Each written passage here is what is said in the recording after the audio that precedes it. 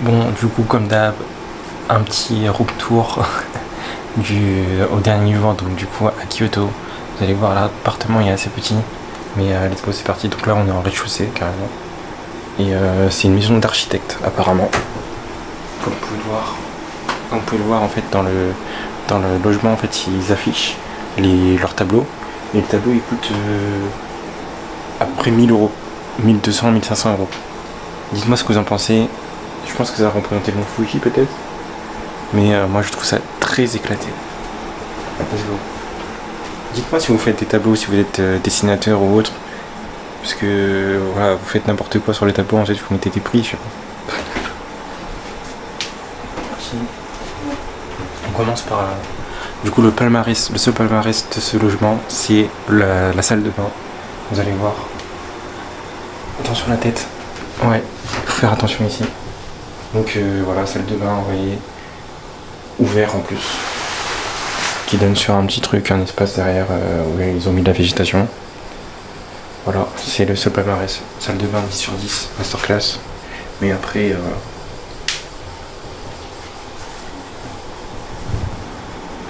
ici, il faut vraiment faire attention parce que les murs sont vraiment bas. Ensuite, on continue. On va ici, voilà, vous voyez. Il y a la partie cuisine du coup. Ça me fait penser un peu aux cuisines dans le sud de la France, avec le carrelage et tout. Cuisine bien dégueulasse quoi. Ensuite on monte. Attention à la tête. Attention à la tête. Donc ici pour monter il y a un escalier vraiment très pontu.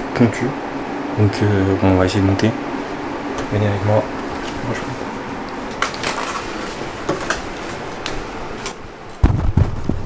C'est parti.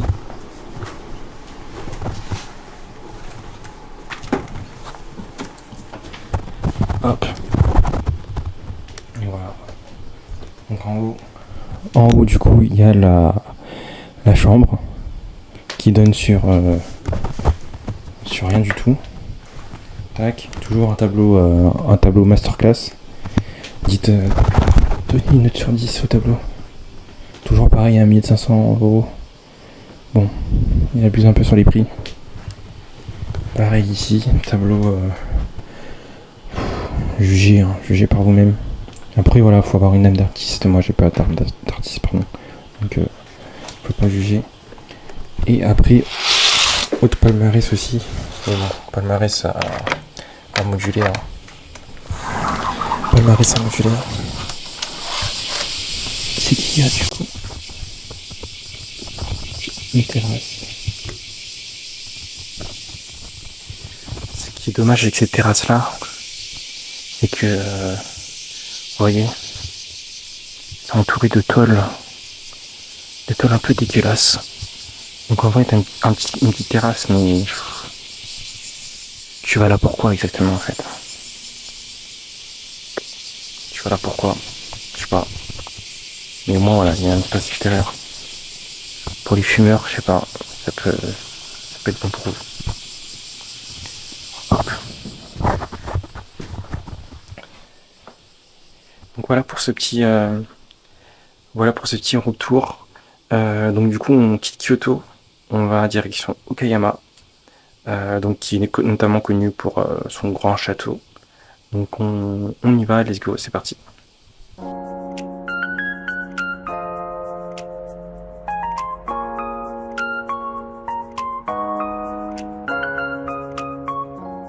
Bienvenue à Okayama. On est arrivé, on a déposé la valise et tout, les valises dans les quad lockers. Là du coup on va chercher un resto. Ce qui nous reste à tester ici au Japon, il y a les yakisoba, c'est les nouilles frites. On aimerait bien tester aussi les fluffy, les flancs là, fluffy, je sais pas quoi là, fluffy cake. Et voilà, il nous reste ça à tester en fait au Japon.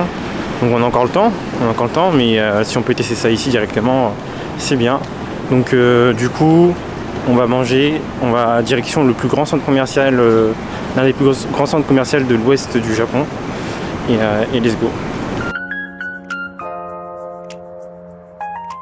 Bon du coup là on est dans le centre commercial.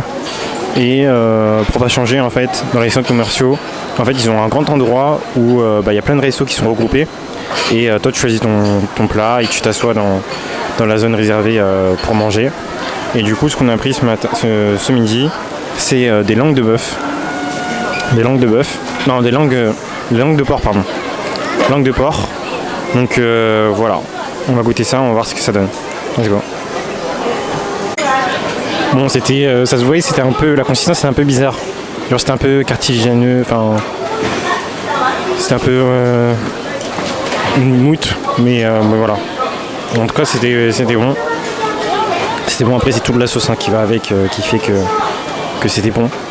Mais voilà, ça passe. Bon, du coup, on continue. Let's go, c'est parti.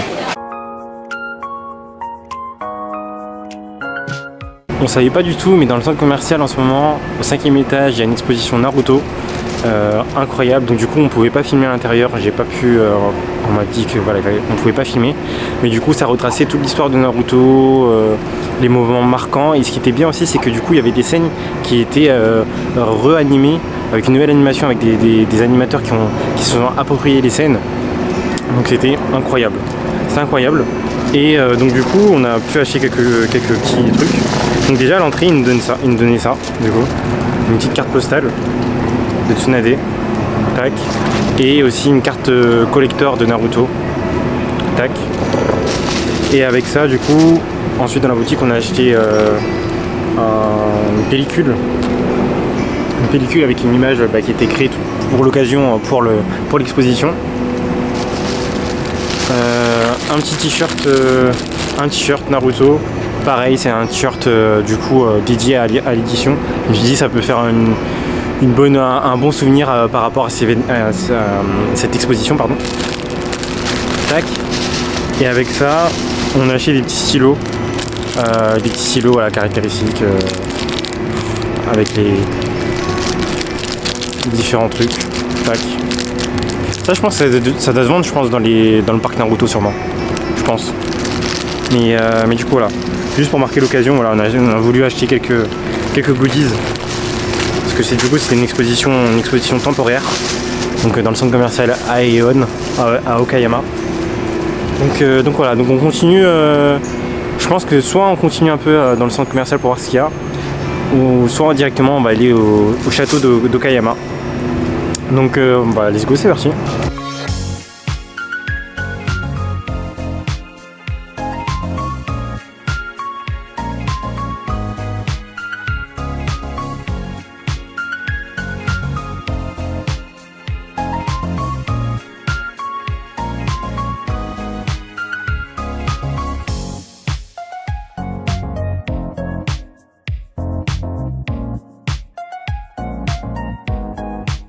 On est arrivé devant le château d'Okayama.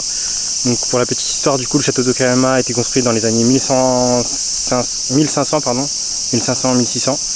Et du coup, son surnom, il contraste un peu avec le château d'Imeji qu'on a pu voir, le château tout blanc là, le héron blanc. Là, c'est plutôt un château noir, or. Donc il a un surnom, c'est le château Corbeau. Donc voilà, donc on va rentrer dedans. Il a été détruit pendant la guerre, une partie, et il a été reconstruit dans les années 1960. Et voilà, dedans il y a des ateliers genre de poterie, des trucs comme ça. Nous, je pense pas qu'on fera d'atelier, on va juste visiter. En fait, l'extérieur c'est ouvert au public, tout le monde peut rentrer dedans. Et voilà, donc on va rentrer dedans quand même, et on va voir ce que ça donne. Mais contrairement aux autres châteaux, c'est des châteaux un peu plus petits, c'est un petit château. Mais il fait partie des 100 châteaux les plus remarquables du Japon.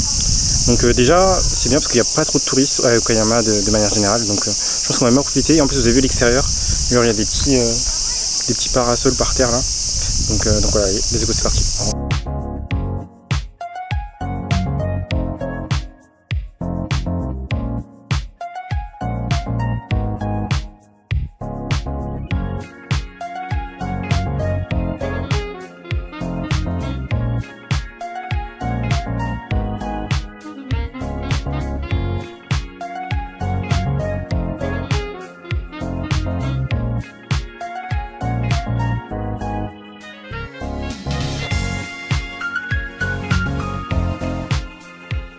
Franchement, le château à l'intérieur, je trouve que c'est bien aménagé, genre il y a plein d'explications sur toute l'histoire du château.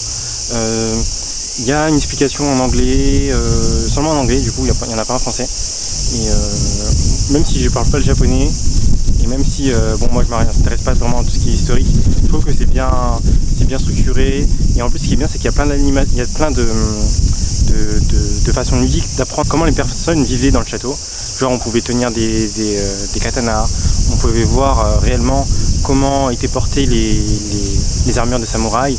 Et s'expliquer aussi un peu les stratégies qu'a adopté les différents shoguns dans les différentes guerres. Donc franchement je trouve que c'est assez complet. Donc voilà, après c'est assez petit hein, mais je trouve qu'en termes d'explication c'est vraiment assez complet. Donc du coup on va enchaîner, je pense qu'on va faire un petit bateau là, on va prendre le petit bateau pour... vous voyez le petit bateau là, je pense qu'on va prendre le petit bateau et on va aller sur la sur la Seine. Non je sais pas c'est quoi le nom de la rivière, mais allez let's go, c'est parti. Et ce soir, attendez, ce soir normalement les alentours du château seront illuminés, le jardin du château sera illuminé. Donc on verra si on peut venir, on pourra revenir ou pas ce soir ici pour voir comment se passe les illuminations. Allez let's go, c'est parti.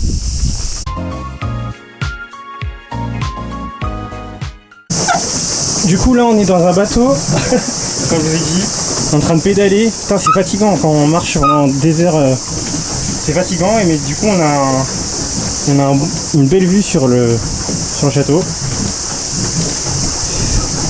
Putain. Mais vous voyez là on pédale carrément. On est dans une pêche. Faut voir c'est la pêche et c'est l'emblème d'Okayama. Parce qu'en fait à Okayama, il y a une petite histoire que tout le monde connaît, c'est l'histoire du petit Momotaro qui est devenu prince et tout. Et tous les petits, tout ça, c'est un conte en fait. C'est un conte bien connu au Japon. Et notamment son fruit emblème c'est la pêche. Donc voilà, on va retrouver des pêches un peu partout à Okayama et dans la région. Donc voilà, vous voyez, on a pris les petits bateaux là-bas. Et du coup on a une vue sur le château. Allez let's go, là maintenant dans le sens du courant, j'espère que ça va mieux marcher. Du coup on fait une petite pause hein, quand même. En vrai c'est épuisant de ouf. En fait ce qu'il faut savoir c'est que moi j'ai le permis fluvial en France. Et normalement c'est réglementé et tout. Bon là pour conduire des petits bateaux comme ça il n'y a pas besoin du permis. Mais en termes de sens à respecter et tout, normalement il faut respecter. Mais là apparemment je crois qu'il n'y a pas vraiment de bateau qui passe ici. Donc voilà. Allez, tac. Bon allez, let's go, on continue.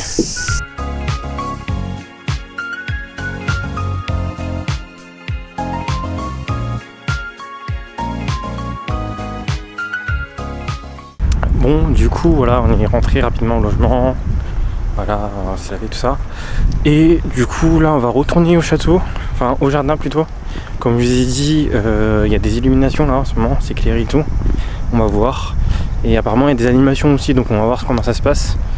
Et ensuite, on cherchera un resto. Donc là, on est en train de longer l'espèce de rivière là.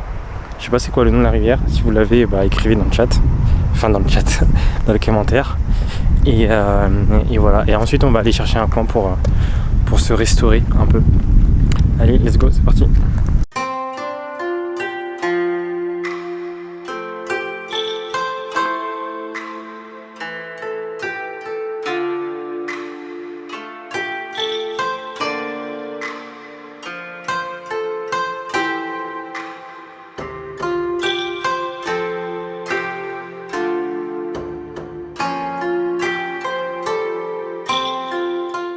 Du coup là, on est retourné au château d'Okayama de nuit. Comme vous le voyez c'est incroyable avec les lumières. En plus ils ont rajouté une petite musique derrière, c'est incroyable. Et tous les parasols comme ça éclairés et tout, c'est incroyable. Donc je sais pas, vous voyez, je pense que vous voyez avec les vidéos et tout que c'est vraiment incroyable. Voilà, on va essayer maintenant d'aller vers le jardin là-bas. Vers le jardin c'est à peu près la même chose, il y a des lumières et tout. On va voir ce que ça donne. Allez let's go.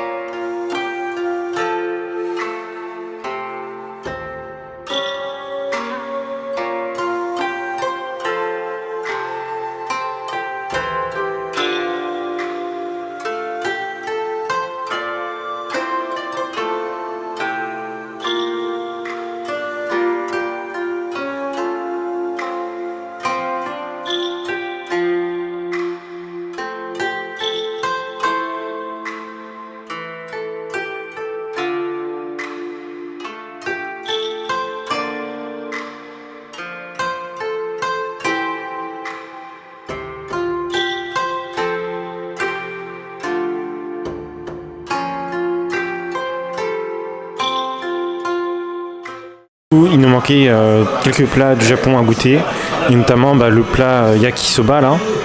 Et du coup voilà, on est là dans un resto yakisoba. C'est yakisoba au porc, donc on goûte ça. Et puis voilà, je sais pas si vous connaissez le youtubeur Tev. Tev, je crois que c'est son plat préféré, les yakisoba. Donc voilà, on va goûter ça, on va vous dire ça tout de suite si c'est bon ou pas. Let's go. Toujours à Okayama. Du coup, les yakisoba, c'est bon. En fait, j'ai l'impression que vous mangez tout le temps la même chose. Je sais pas, c'est tout le temps la même sauce et tout. Je sais pas. Mais du coup, là, on a enchaîné sur un resto de dessert un peu. Et du coup, ils font des crêpes ici, c'est Virginia Crêpes. Ils font des crêpes, voilà. On va tester, on va voir si c'est vraiment des vraies crêpes. Donc moi j'ai pris des crêpes à l'Oreo. Et on va tester, on regarde la vidéo rapidement, mais on va tester ça. Je sais que ici au Japon ils font des bonnes glaces. Après avoir la crêpe.